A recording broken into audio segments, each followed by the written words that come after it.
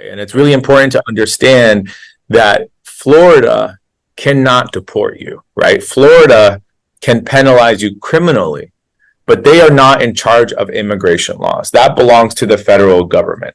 And most people here, if you're out of status, or if you've been out of status for a certain amount of time, you have rights. So yes, you might end up in detention, but you have most of the time right to see an immigration judge, and you're never going to just be put on a plane until there's been a final decision on your case. And that can take numerous times. And I want to circle back to Officer Fabio made a comment about, yes, they treat our law enforcement is great in Central Florida, and they treat people with respect. But if you are violating the law, like driving without a license, you will get a ticket or arrested, possibly, depending on where you are.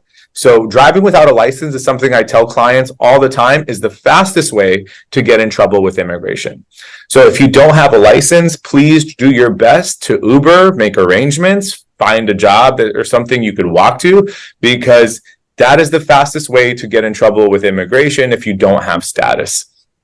So one of the parts of the bill talks about they're no longer going to accept licenses outside of the state of Florida if that license is specific for undocumented people.